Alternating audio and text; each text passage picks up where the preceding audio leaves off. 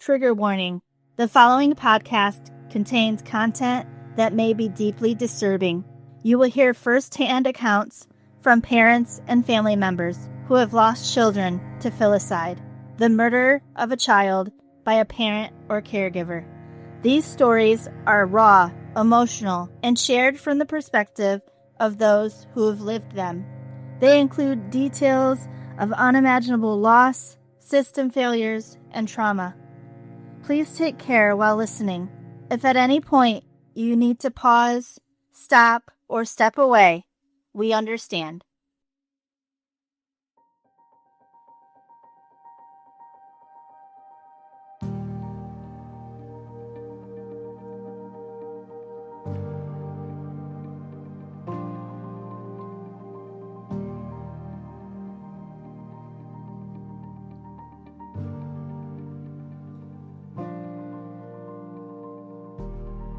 Welcome to Voices Against Filicide. I'm your host, Hope Hooten, a mother who has walked this journey and an advocate turning my pain into purpose.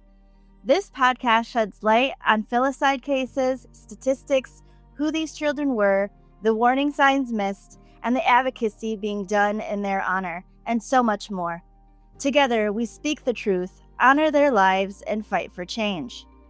Before we go any further, I want to take a moment to honor two of the brightest lights I've ever known, my children, Alec and Lydia. Alec with his love for Pokemon and his kind heart, and Lydia full of joy and her love of unicorns. They were more than my whole world. They were joy in human form. Their laughter, their hugs, their imaginations, all of it lives on in me, in this podcast, and in the work I do every day to protect children and raise awareness. This podcast is for them. It's for every child whose voice was silenced too soon. Alec and Lydia, you are my why, and I will never stop fighting in your name.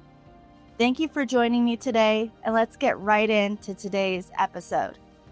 Today, I'm honored to be joined by Dr. Katherine Spearman.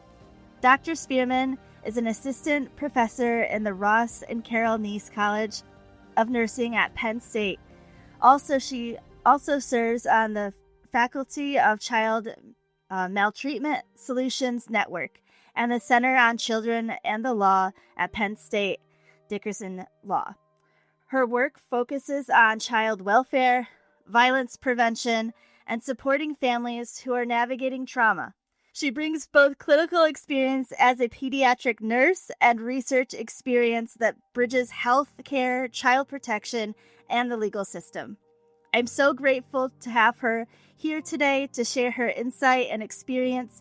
Please welcome Dr. Katherine Spearman. Thank you, Dr. Katherine Spearman, for being here today. Thank you, Hope, for having me, and the gratitude is all mine. I'm really excited to have the opportunity to speak with you and share some information and research that can help prevent filicides in the future.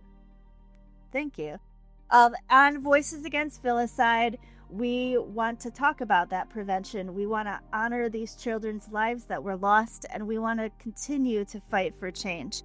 So can you tell us, Katherine, a little bit about yourself and your background, and what got you so interested in the topic of filicide crimes? Sure. So my background, like I mentioned, it is as a pediatric nurse, and I've worked as a pediatric nurse both in inpatient settings and residential treatment facilities.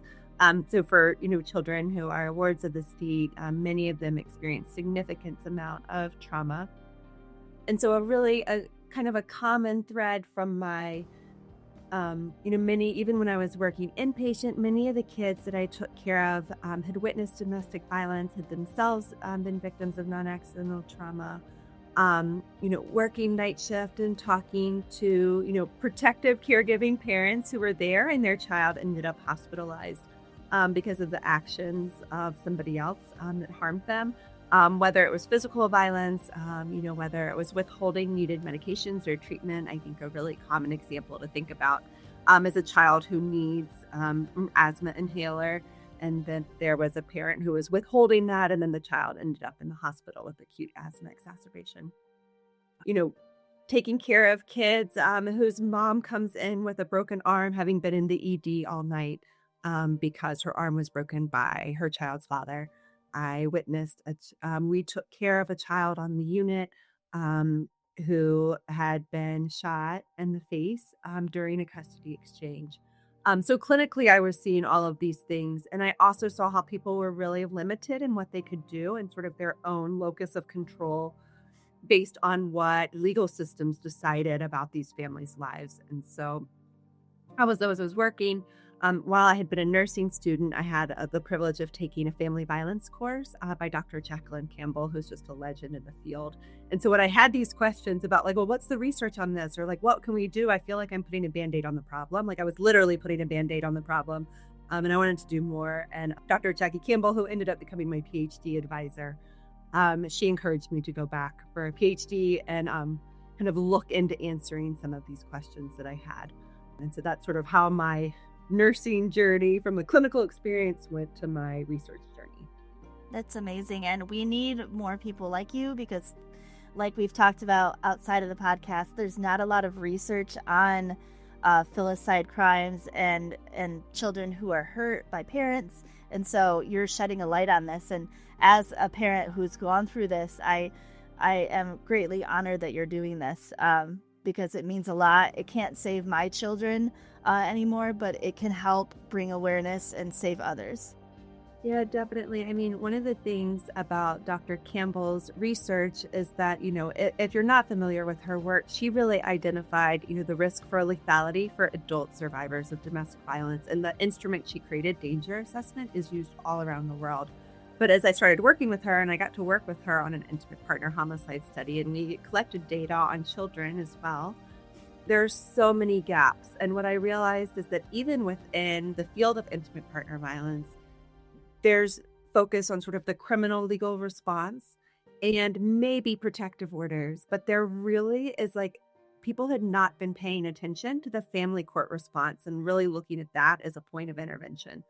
And when we think about, children and their best interest in promoting their safety, we really have to understand what's happening in the family court. And there's just not a lot of data on that. And, even if there's an ongoing criminal trial, there could also be something in family court. And that what a judge in family court decides is ultimately that's the decision that is most proximal, right? Closest to what matters for that child's development and well-being. And so there's so much research that needs to be done. And I feel like in my program of research, I'm trying to like tackle, little bits of the problem, but there really needs to be a lot more. Yeah, and I think I always say, at least doing something is better than doing nothing. So yes, it's a little bit, but it's going to help it's going to help a lot. So I'm excited for that research, and anything I can do to help support that, just let me know. The next thing is you partnered with Penn State University on filicide studies. Can you share how that partnership came together? And what are your goals for the study besides gathering, data on filicide? Sure. So I guess, so I'm faculty at Penn State, and this is really the next study that I have planned. So my dissertation was on post-separation abuse and children's health.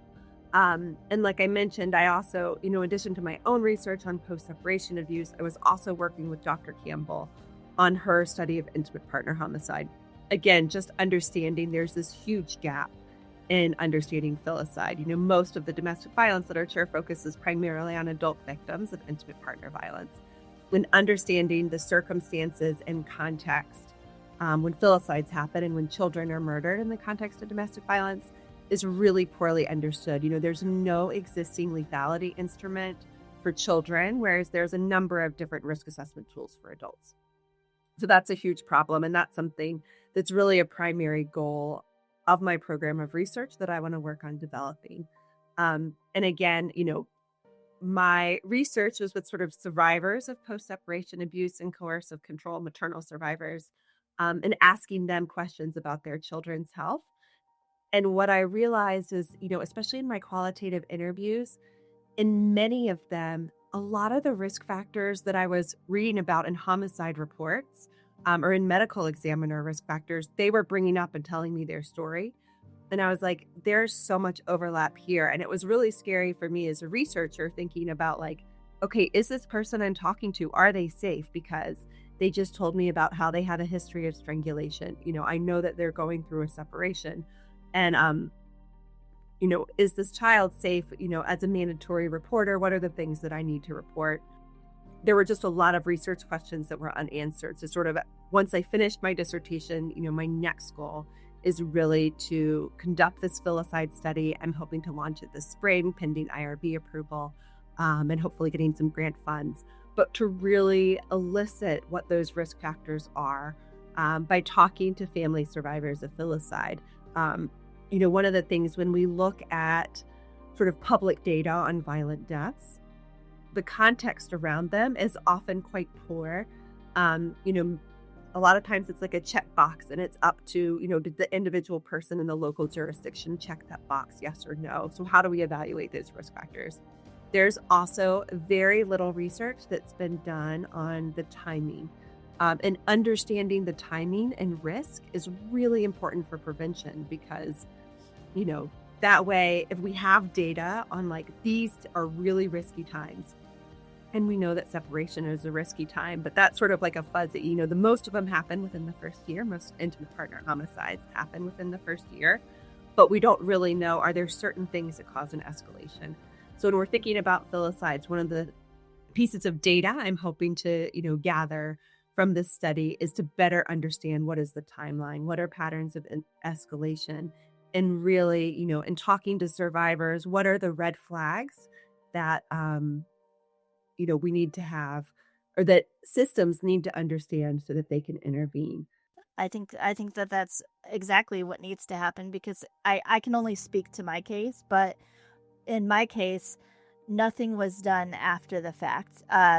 DCS called and did their little report, and that was it. When I went in front of the Arizona Judicial Committee and talked to the Chief Justice about what occurred, they had no idea, which was kind of appalling to me because 2 children in their county, died of filicide and nothing was done, no oversight. No, like, what can we do better next time to stop this from happening? There was nothing. And there still hasn't been nothing. So I think the research that you're going to do is pivotal in bringing that awareness to courts around the country and people around the country to be like, these are risk factors that are serious. We cannot ignore these. And this is not just based on, one person. This is based on a whole bunch of people that you've researched. Yeah, in the research world, like one of the terms that gets thrown around a lot is sort of translational research. But really what that means is that you're taking like the research part of it, like the knowledge generation, understanding the risk factors, and you're translating that and you're putting it in a form that is actionable. And that's a big goal of my research in general. But like one of my objectives of the filicide study that I'm launching is really to develop case studies that can be used to train judges and to train family court professionals where you have data from real cases, you have the evidence mapped out, and you can use it because we're humans and we learn from stories, right? I mean, the data is helpful, but it's really the stories and the experiences, from people who have survived this, like you hope, that give the context, and that's what moves the needle. That's what moves the needle for policy. Correct.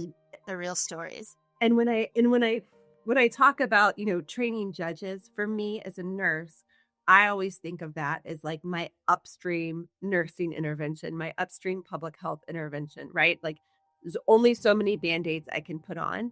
Correct. But if we can train the people who are making decisions, like holding the balance of a child's life in their hand, to recognize what those danger factors are and what they can do, what's protective, how to evaluate risk, our kids will end up safer. And that's really what we need.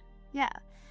Filicide is rarely discussed openly. From your perspective and opinion, why is the topic so often avoided or minimized? And what do you believe needs to change in order for more honesty about this topic and for people to really listen? I think in my situation, and I get this all the time from either interviewers that I do interviews on their podcast, or people come to me in real life and ask me, but they often ask, why, in my case, was everything just pushed aside? And I guess, this is an opinion-based question, but in your opinion, why do you think that is? Why do you think people don't pay attention to these risk factors? I think, oh gosh, there's probably a lot of answers to that. I would say, one of the primary ones is probably sort of like the stigma around it. And that, and it's true for, domestic violence, it's true for child maltreatment, and it's true for domestic violence, homicide, and filicide. There is it's really hard for people to grasp how somebody who is supposed to love you and protect you can murder you. And I think that is really hard for most people to just wrap their heads around.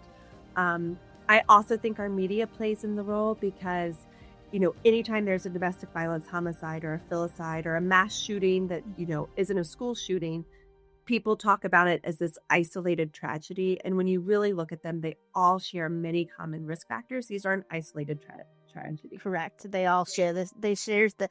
It's very, very common. They share the same things. That's what I've noticed with this podcast and researching, is they share so many things, which I was astonished by, because I was like, okay, my kids died of filicide. This is my case.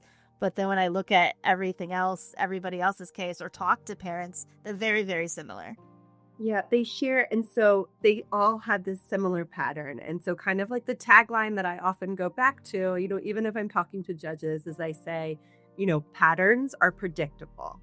And if something is predictable, then it's preventable. And so that is really why we need to screen, why we need to intervene. These are preventable deaths, and it's a tragic loss of young life, and it just does not have to happen. There are signs, and that's why risk assessment is so important. But risk assessment on itself, if you don't do anything, is kind of worthless, right? Like, you have to intervene, and those interventions really have to come from the courts, because they're the only institution with the legal standing to enforce an intervention.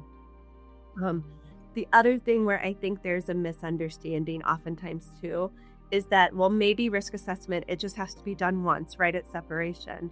And there really needs to be a culture shift about understanding that risk assessment and interventions, like, it occurs on a continuum, and it's an ongoing process. Things can escalate and things can change very quickly.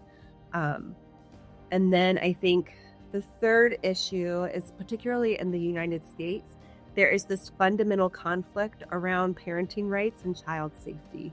And when I say parenting rights, again, I'm going to take this lens where we know that in filicides, particularly filicides that are perpetrated in the context of domestic violence, and after separation, the vast majority of them are perpetrated by males, and the vast majority of them are perpetrated by firearm.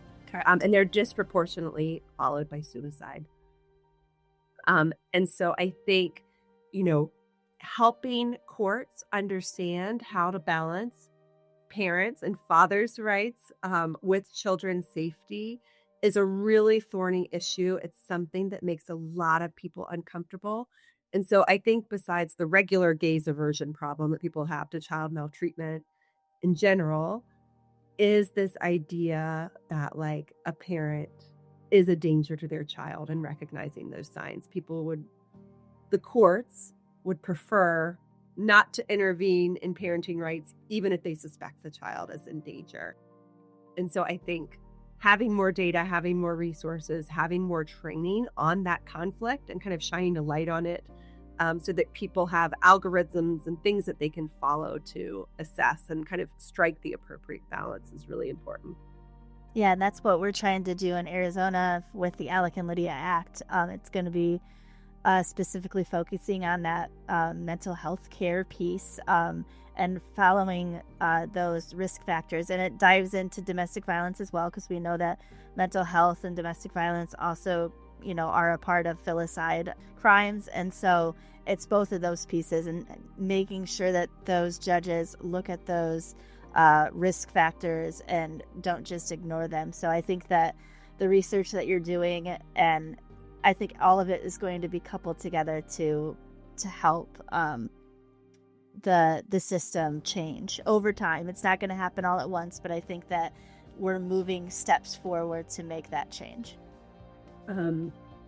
What you just said reminded me kind of like one other point with the previous thing that I wanted to bring up, which is also this thing around domestic violence, where generally people are like, well, that's an issue between the parents. It doesn't affect the children. Or just because somebody is abusive to their spouse doesn't mean they would ever hurt the kid. And we know that that's just not true. We know that IPV and child maltreatment frequently co-occur. We know that when access to the adult victim is cut off, like after separation, that, people who use domestic violence and who use abuse towards their partner will often use the children to kind of continue that.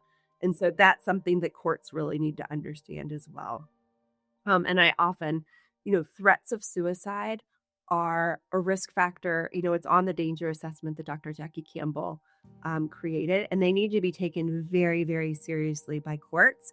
And appropriate intervention needs to happen. Removal of firearms, making sure that the children are safeguarded. And so that is, if someone after separation is threatening to commit suicide, the courts need to take that really, really seriously and appropriate safeguards.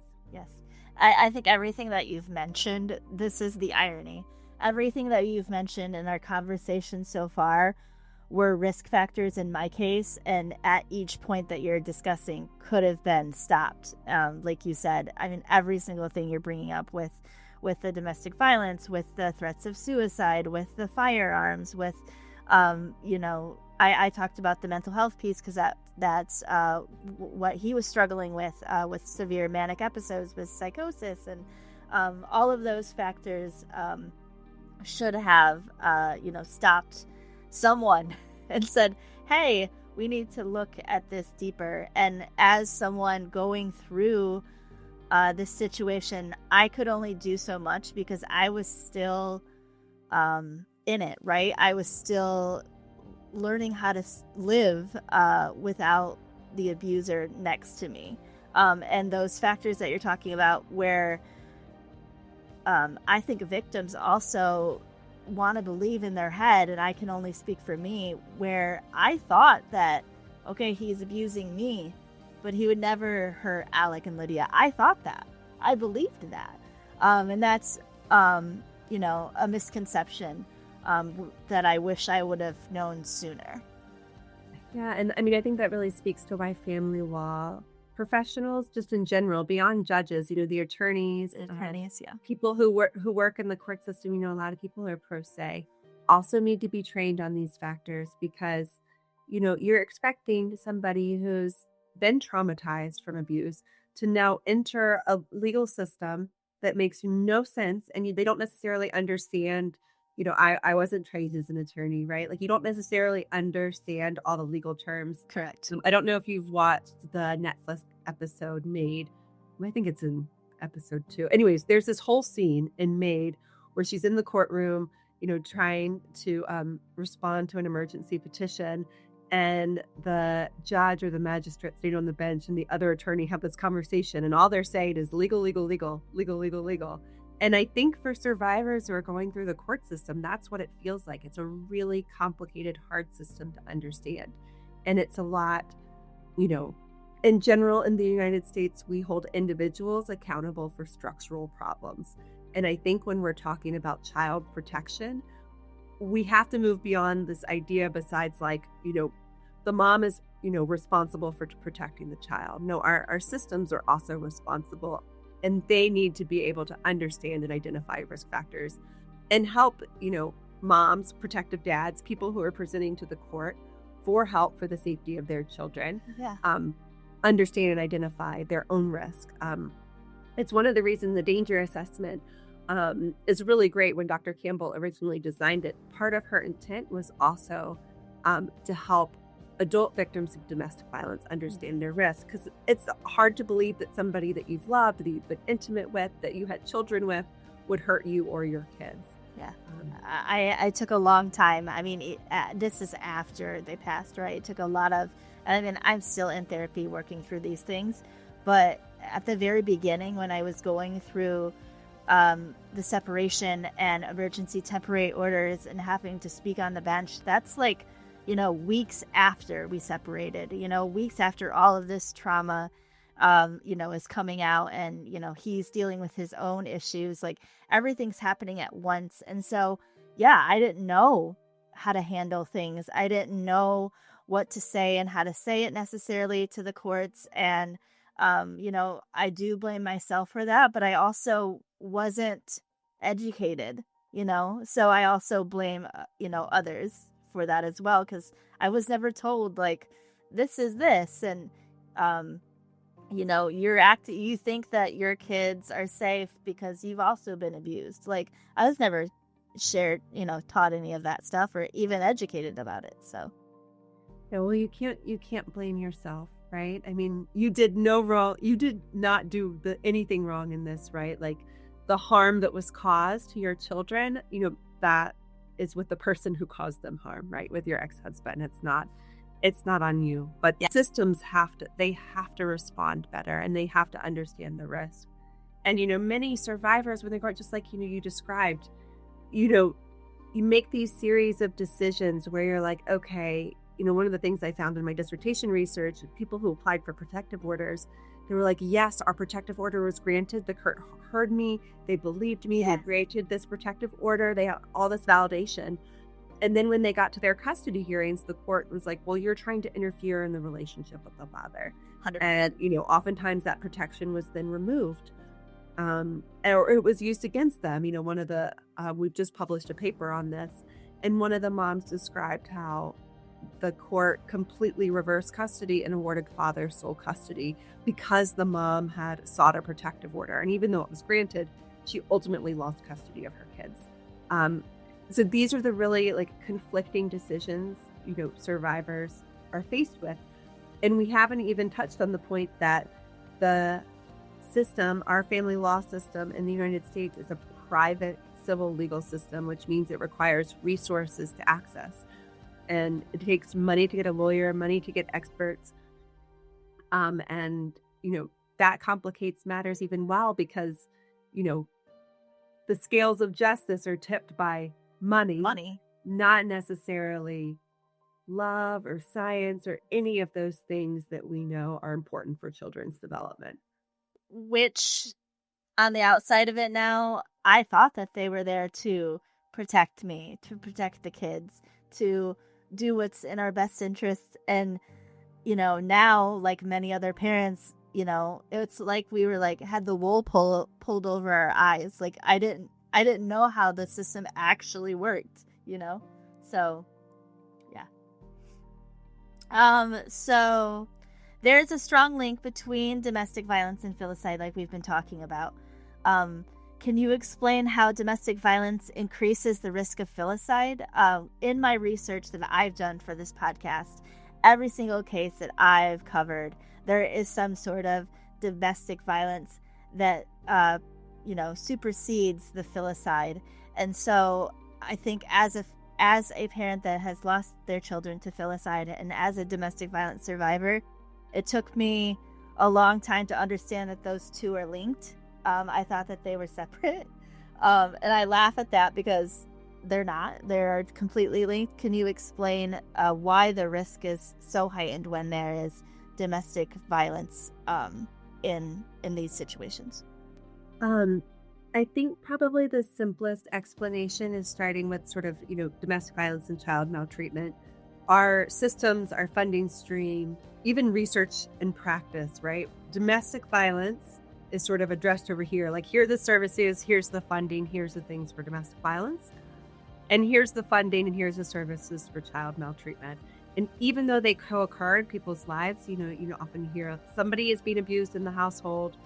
That person who is using abuse or using violence or using coercion is probably doing it to more than one person in the household, right? Because it's a behavior and a pattern of behavior that is being used, perpetrated by one person. And, maybe they kind of pick and choose among the kids which one is getting more of it, but they're using violence and they're using against, more than one person in the household. So they overlap, but they're treated in research and practice and in policy and in funding as like two different things. It's one of the things I try to do in my research is bring it together, bring a lens where we're like, if mom is being abused, the kids are also likely they're witnessing it. If mom is experiencing coercive control, the parent is the father. It's probably using coercive parenting with the child. And so it's really trying to sort of tease out how those things overlap. In terms of risk factors for filicide, in every study that looks at children's violent death and homicide that are happening in the home, perpetrated by a family member, or mom's intimate partner, whether it's father or mom's boyfriend, all of these studies identify common sets of risk factors. Prior domestic violence, separation is a big one. But the research on the context and the circumstances kind of really stops at that. It's, maybe it's abuse during pregnancy, maybe it's substance use, maybe it's sort of mental health issues, but that it really stops. And there's not been a lot of research that's been done beyond those contexts and circumstances.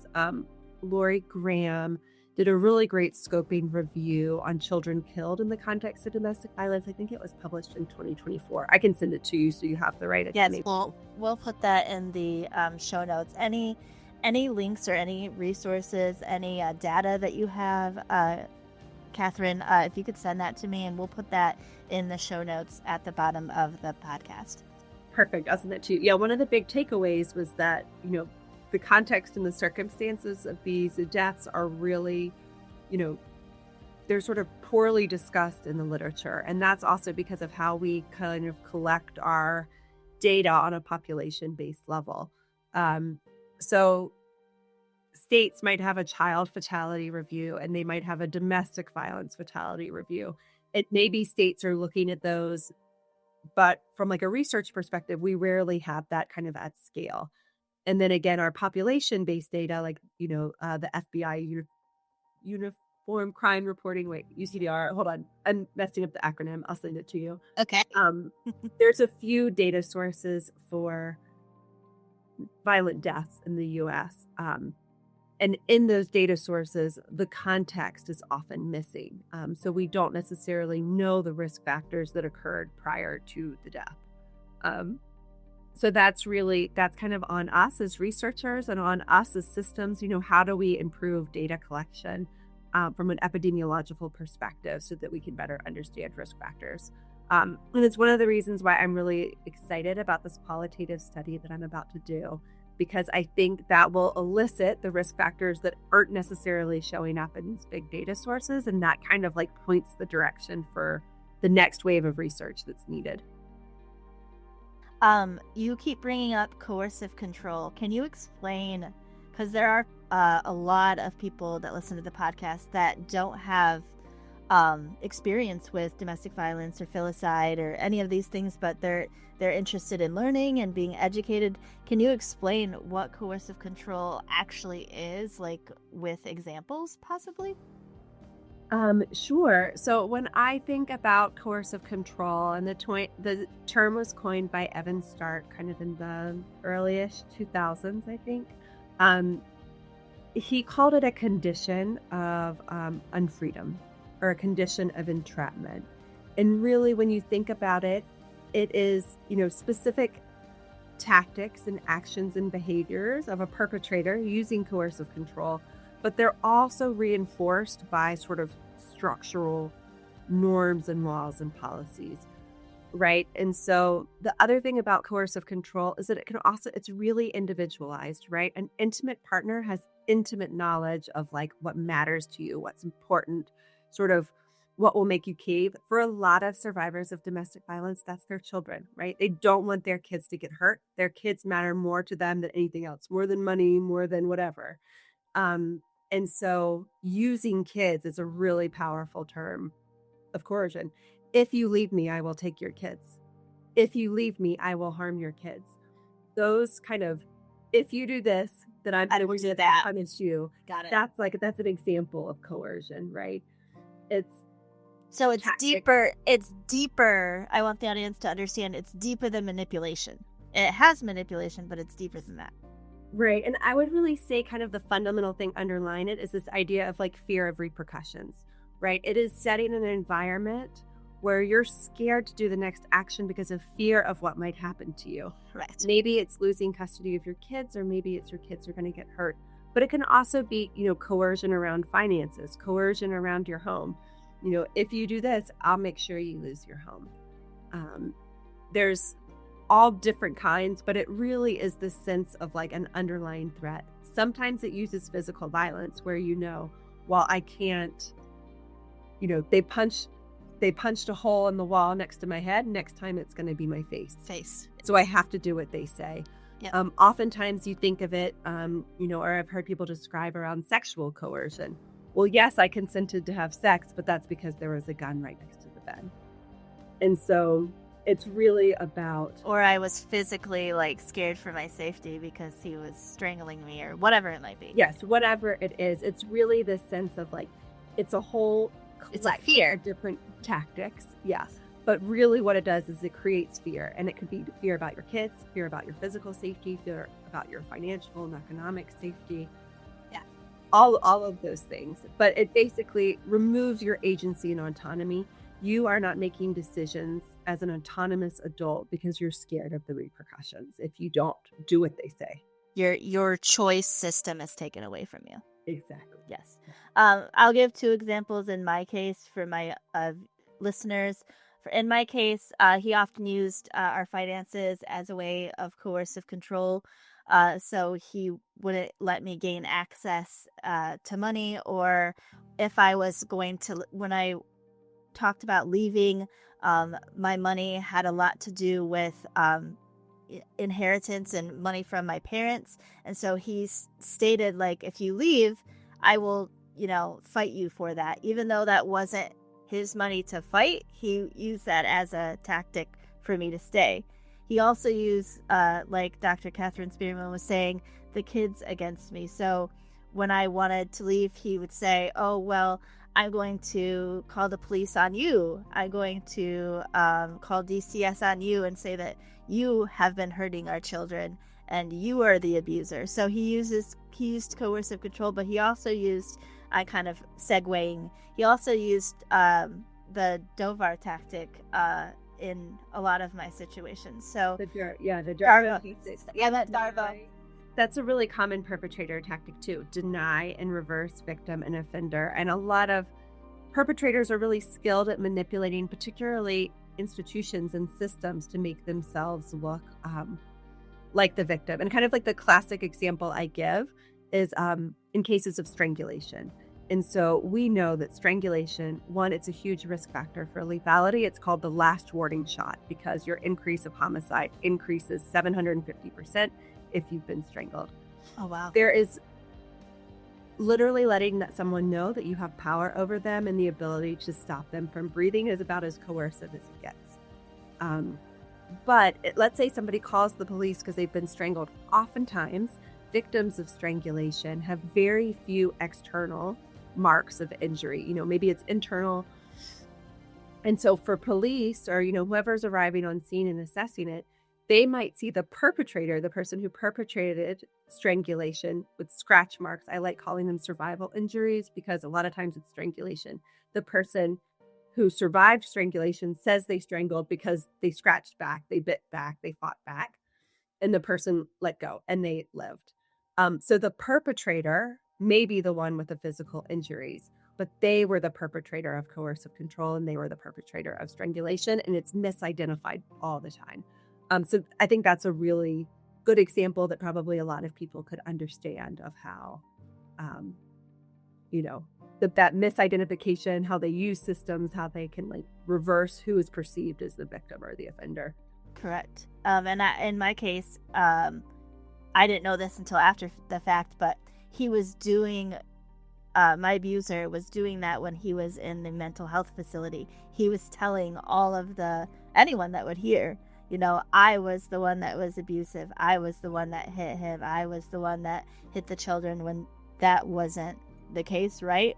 But they didn't. I mean, I'm assuming with their, education and understanding of these types of factors, they could see between the lines. But it's very interesting reading those reports and then having him say those things to people that don't know our situation. And, some of them might believe, oh, yeah, actually Hope is the abuser, when in reality, I was not. I was the victim. Or oftentimes people in systems are like, well, I don't know, it's, mutual or situational, or they're both doing it. And I think when we're talking about abuse, when we're talking about coercive control, one person has the power and one person doesn't. Correct. And so it's really important to try to differentiate and really try to understand the whole context of what's going on. And isn't there, I'm trying to remember, so you're going to have to help me, protective violence? Like you said, like if you're being strangled, you're going to fight back, but that's considered self-defense. It should be considered self-defense, and we should think of those as sort of, that's why I call them survival or defensive injuries. Mm-hmm. Because that could be a whole other podcast on itself, on the sort of like the way self-defense is treated for domestic violence. Again, very gendered. Yeah. But yeah, that's really. I was wondering, because I was like, I know that that's been, that could be used against victims sometimes, where they're like, well, he also has, bruises on him, or, scratches or bite marks. Yeah, because I was trying to defend myself and keep myself safe. So yeah, and I think that it also speaks to why it's important to understand coercive control and the strategies that people use for their safety and to meet their fundamental needs. Another example that I sometimes give is a survivor who I talked to, whose then husband was withholding food from their child and her. She was a stay-at-home mom, had no access to money or resources, and he refused to buy her groceries. She had no food to feed her children. He put hidden cameras in the kitchen. She acted out violently against him because she wanted to feed her kid. He had it recorded and then used that kind of against her. And so again, withholding basic needs from somebody is coercive control. Well, I think we would all consider that. And I think we could all hear that story and be like, okay, if somebody was withholding food from my kid, yes, I would be angry. And yes, it would be upset. You would fight back, yeah. So those are the kind of things that courts really need to understand, the context of, in that one incident, there was a long history of physical violence against her. And that one incident that he had caught on video camera and used to the courts. Yep. He showed her hitting him. Yep. But it was in the context of her not being able to feed her child. Yep. And so. But they don't see that context in the video, right? Like that. I think a lot of abusers do that. They, especially because we have access to our phone, so they whip out their phone and they catch us being the aggressor, but the whole picture is not shown because we're trying to protect our children or ourselves. And I know in my situation, he did that a lot. And that was another coercive control, fear factor, was that, he always said, well, I have these videos, I have these audio clips of, but there was no context to them, if you gave them to a court, because they didn't understand the story behind them. Right. And you just said something that reminded me something I wanted to bring up earlier, which is, again, thinking around that financial coercion and, food, all of these things.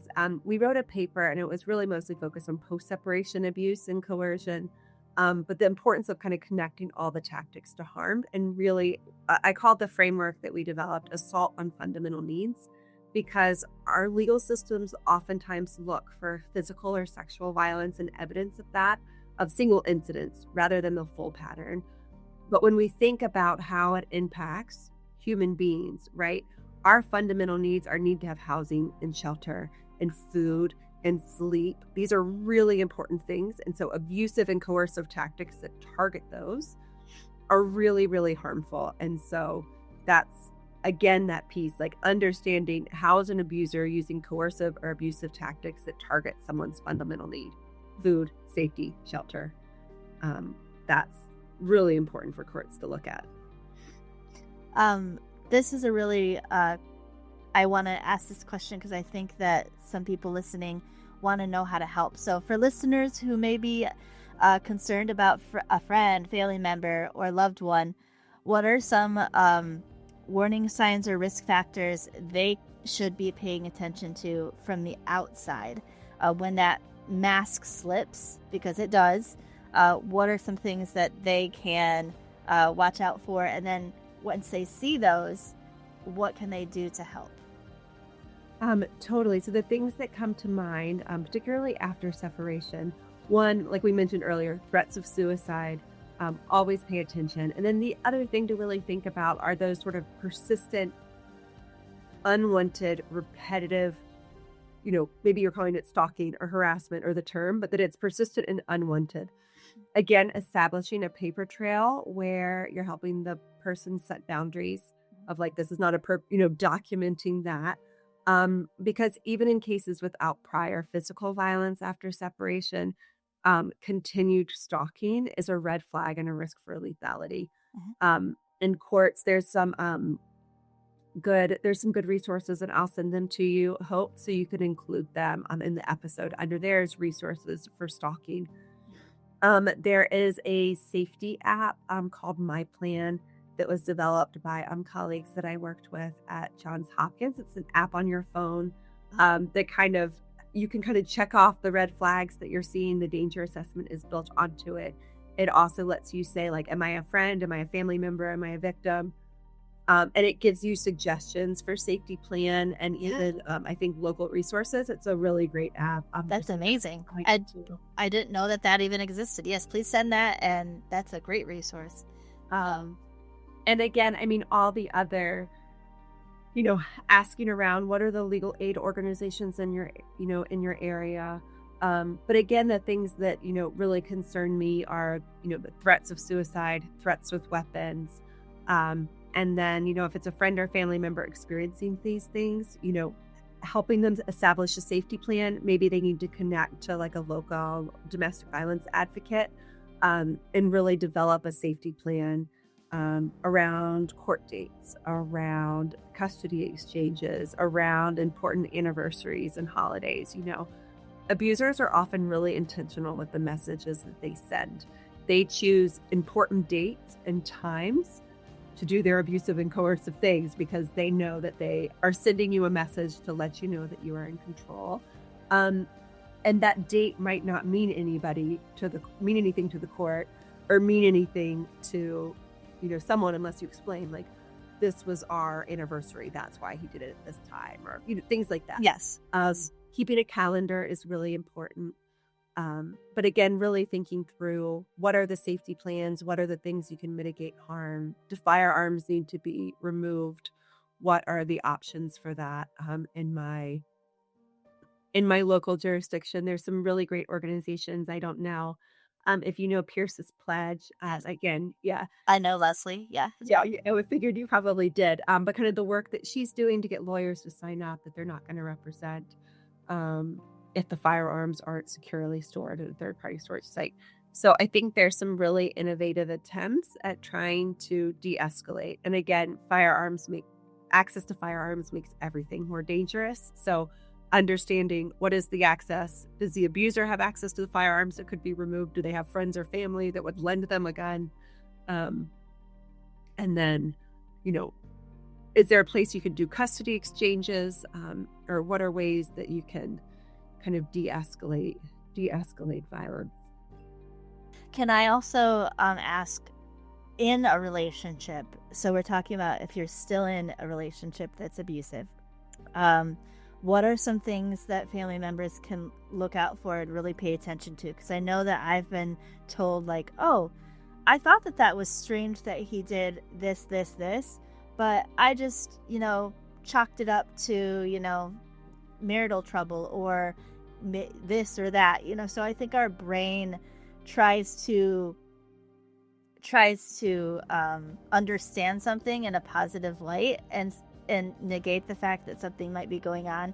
So can you explain that we do, as a loved one of someone, you do really have to pay attention to those little nudges of, like, that's not really, right, I guess. Does that make sense, what I'm trying to say? Yeah, definitely. Well, I think, when we're talking about relationships, right, like, probably every relationship at times veers into unhealthy relationship behaviors, right? And the difference between an unhealthy relationship behavior an abuse, right, is, okay, what are is there actual acceptance and accountability and apologies and all of that and working towards not doing that again? And I really think of it around as like respect for boundaries, right? If somebody says, this is my boundary, here you go, and somebody's repeatedly violating that boundary, that's not healthy or acceptable.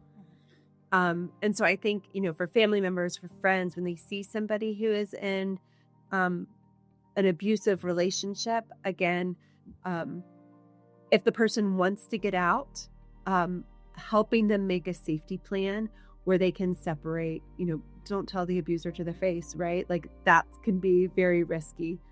Give it time, talk to an advocate, make a plan, get your finances in straight, do those kinds of things. And the friend or the family member can be a support through that so that there's a plan for leaving that doesn't put them in danger.